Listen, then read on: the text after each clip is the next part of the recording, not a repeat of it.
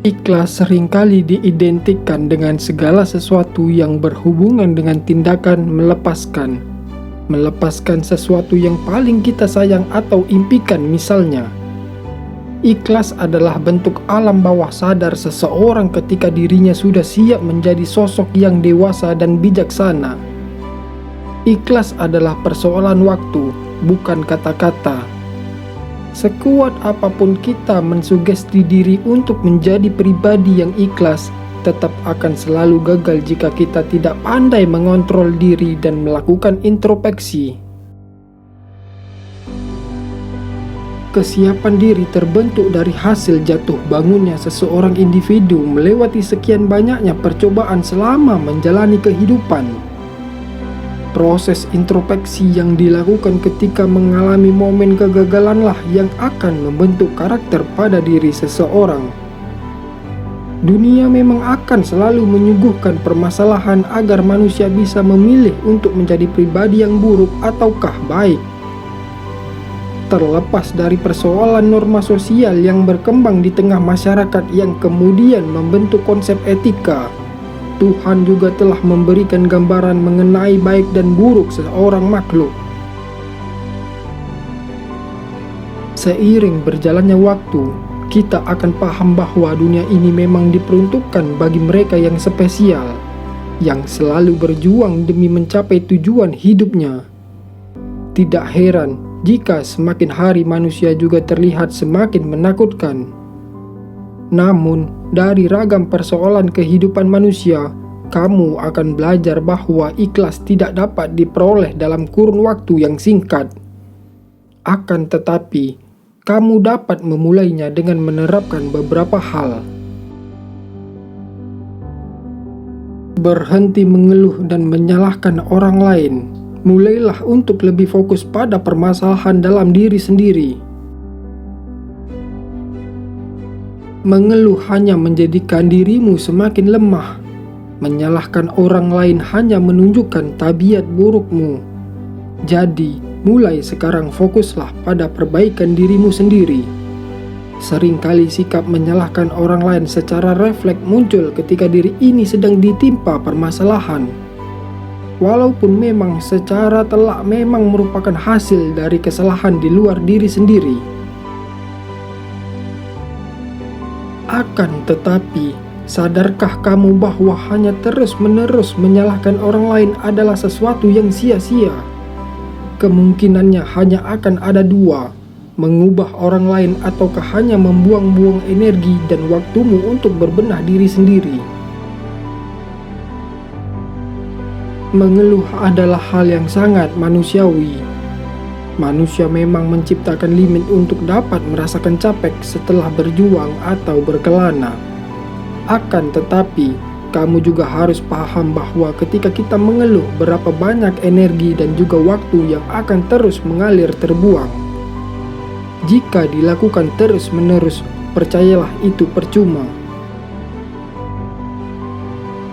Oleh karena itu, mulailah mengubah pola pikir bahwa mengeluh adalah sesuatu yang menenangkan, sesuatu yang melegakan, atau sesuatu yang dapat meregenerasi semangat.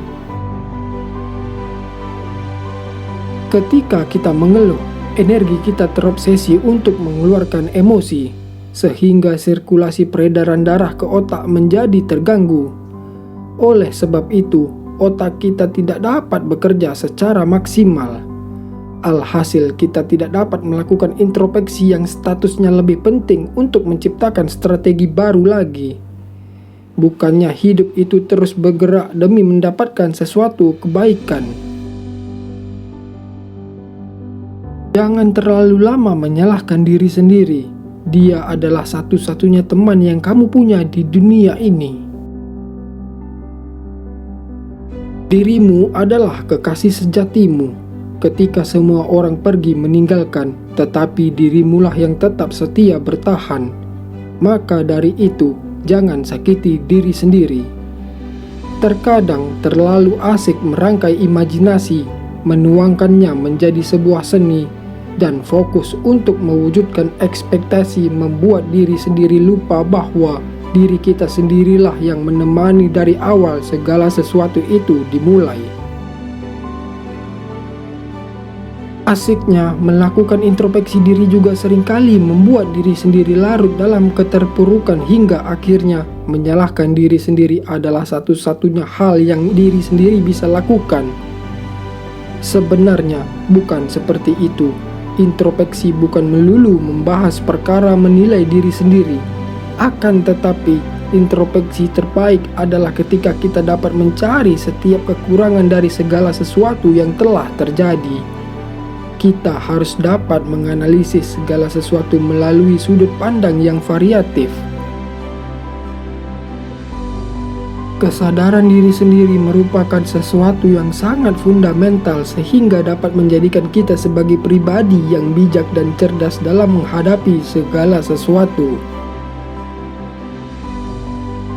Menyalahkan diri sendiri tanpa memikirkan jalan keluar ataupun sumber permasalahan maka hanya akan menjadi sesuatu perbuatan yang sia-sia. Hal tersebut secara tidak langsung juga akan merusak pikiranmu sendiri. Alhasil perlahan-lahan kamu akan membenci dirimu sendiri. Padahal Tuhan ketika awal menciptakan dirimu, Dia begitu bersemangat dan seolah membisikkan kata, makhluk ini akan menjadi makhluk istimewa di dunia nanti.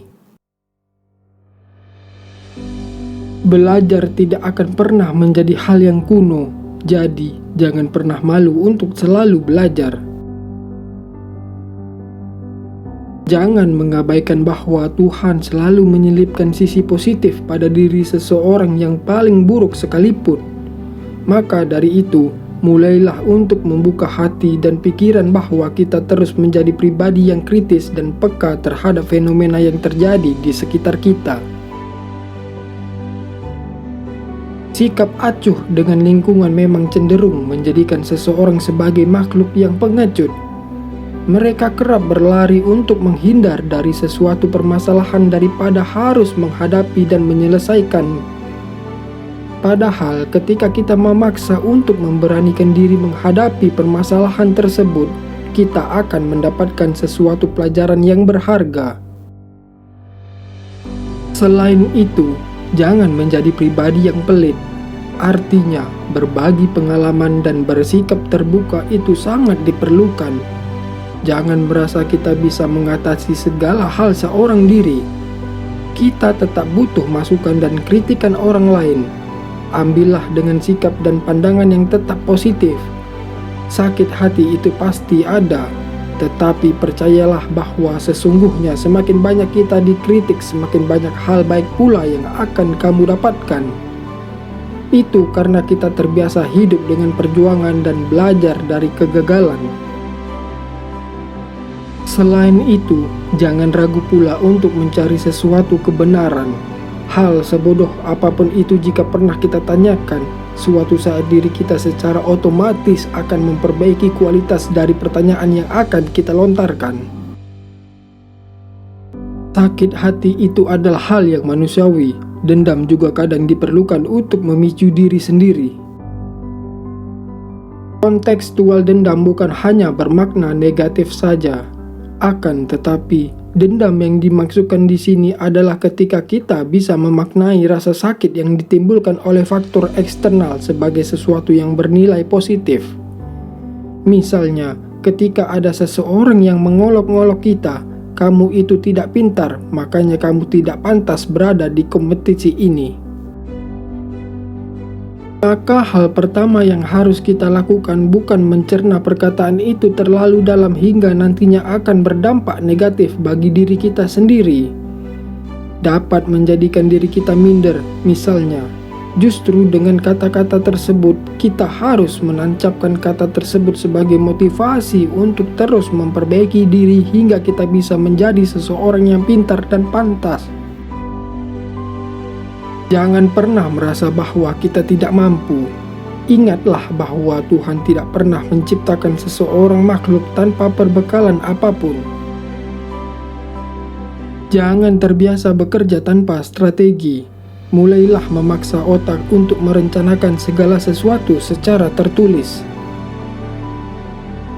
Memang ada beberapa orang yang lebih memilih untuk hanya menuliskannya di otak daripada harus menuangkannya dalam sebuah tulisan. Akan tetapi, mulailah mencoba membandingkan ketika kita merencanakan sesuatu dengan cara menuangkannya dalam tulisan dengan hanya sekadar angan-angan belaka. Maka hasilnya pun akan berbeda.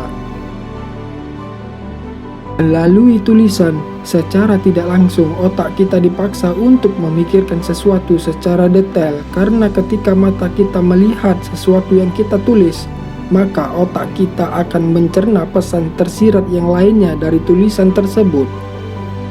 Dari situlah kita juga akan mampu memikirkan berbagai kemungkinan-kemungkinan yang dapat terjadi selama proses mewujudkan sesuatu tujuan yang kita inginkan. Selain itu, menulis saja tidak cukup. Kita juga perlu melakukan riset, baik melalui internet maupun melihat fenomena sekitar secara langsung.